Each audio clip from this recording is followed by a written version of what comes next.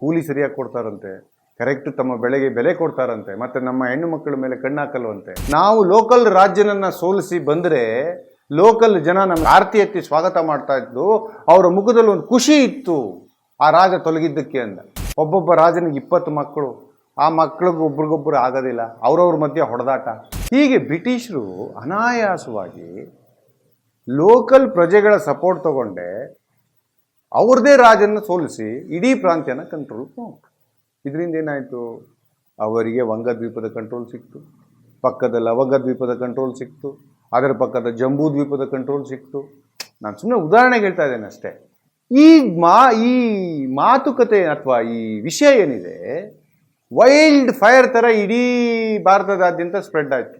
ಬ್ರಿಟಿಷರು ಹಂಗಂತೆ, ಅವರು ಎಜುಕೇಷನ್ ಕೊಡ್ತಾರಂತೆ, ಕೂಲಿ ಸರಿಯಾಗಿ ಕೊಡ್ತಾರಂತೆ, ಕರೆಕ್ಟ್ ತಮ್ಮ ಬೆಳೆಗೆ ಬೆಲೆ ಕೊಡ್ತಾರಂತೆ, ಮತ್ತು ನಮ್ಮ ಹೆಣ್ಣು ಮಕ್ಕಳ ಮೇಲೆ ಕಣ್ಣಾಕಲ್ವಂತೆ. ಈ ರೀತಿಯ ಇದು ಒಳ್ಳೆ ವೈಲ್ಡ್ ಫೈರ್ ಥರ ಸ್ಪ್ರೆಡ್ ಆದಾಗ ಬೇರೆ ಬೇರೆ ರಾಜ್ಯದ ಜನ ಬ್ರಿಟಿಷರನ್ನು ಸ್ವಂತ ತಾವೇ ಸಂಪರ್ಕ ಮಾಡೋದಕ್ಕೆ ಶುರು ಮಾಡೋದು. ಹಾಯ್, ನಮ್ಮ ರಾಜ ಸರಿ ಇಲ್ಲ ಮಾರ್ರೆ, ನೀವು ಸ್ವಲ್ಪ ಸಪೋರ್ಟ್ ಮಾಡ್ರೆ ನಾವು ನಿಮ್ಗೆ ಸಪೋರ್ಟ್ ಮಾಡ್ತೇವೆ, ಅವನ್ನ ಕಿತ್ತೊಗಿವ. ಒಬ್ಬ ಬ್ರಿಟಿಷ್ ಆಂಗ್ಲ ಅಧಿಕಾರಿ ಬ್ಯೂಟಿಫುಲ್ ಆಗಿ ಬರೀತಂತಾನೆ ಬುಕ್ಕಲ್ಲಿ, ನಾವು ಲೋಕಲ್ ರಾಜ್ಯನನ್ನ ಸೋಲಿಸಿ ಬಂದರೆ ಲೋಕಲ್ ಜನ ನಮಗೆ ಆರತಿ ಎತ್ತಿ ಸ್ವಾಗತ ಮಾಡ್ತಾ ಇದ್ದು, ಅವರ ಮುಖದಲ್ಲಿ ಒಂದು ಖುಷಿ ಇತ್ತು ಆ ರಾಜ ತೊಲಗಿದ್ದಕ್ಕೆ ಅಂದ. ಅಂದರೆ ಎಷ್ಟು ಜನ ಈ ರಾಜನಿಂದ ಬೇಸತ್ತಿರ್ಬೋದು. ಹೀಗೆ ಬ್ರಿಟಿಷರಿಗೆ ಅನಾಯಾಸವಾಗಿ ಒಂದರ ಹಿಂದೆ ಒಂದು ರಾಜ್ಯ ಸಿಗ್ತಾ ಹೋಯಿತು.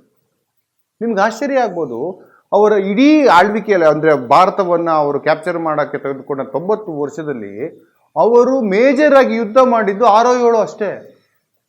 ಮಿಕ್ಕಿದೆಲ್ಲ ಅವರಿಗೆ ಅನಾಯಾಸವಾಗಿ ಸಿಕ್ಬಿಡ್ತು. ಹೀಗೆ ಬ್ರಿಟಿಷರು ನಮ್ಮನ್ನು ಆಳೋದಕ್ಕೆ ಶುರು ಮಾಡಿದ್ರ. ಈ ಬ್ರಿಟಿಷರು ಆಳೋದಕ್ಕೆ ಶುರು ಮಾಡಿ ಭಾರತದ ಬಹುಪಾಲು ಜನಸಾಮಾನ್ಯರು ಇವರ ಆಳ್ವಿಕೆಯಲ್ಲಿ ಸುಖವಾಗಿದ್ದರು, ಸಂತುಷ್ಟವಾಗಿದ್ದರು. ಯಾಕೆ?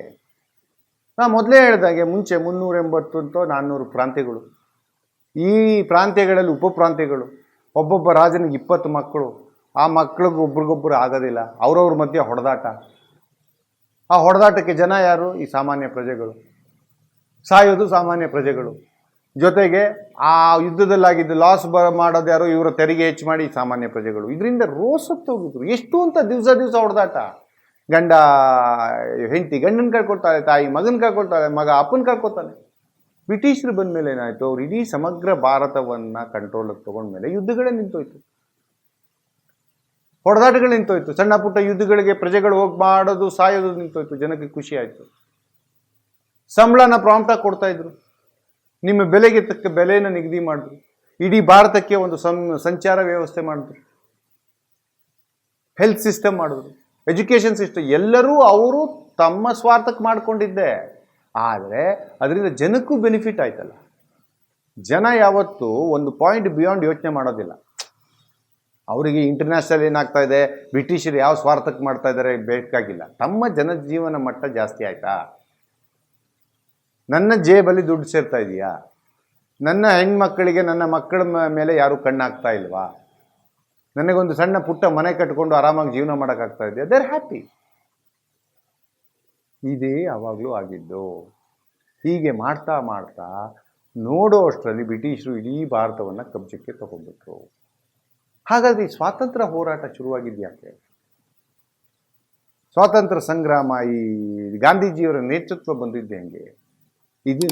ಇದು ಬಹಳ ಇಂಟ್ರೆಸ್ಟಿಂಗ್ ಸಂಗತಿ. ಇದನ್ನು ಮುಂದಿನ ಸಂಚಿಕೆಯಲ್ಲಿ ಹೇಳ್ತೀನಿ. ನಮಸ್ಕಾರ.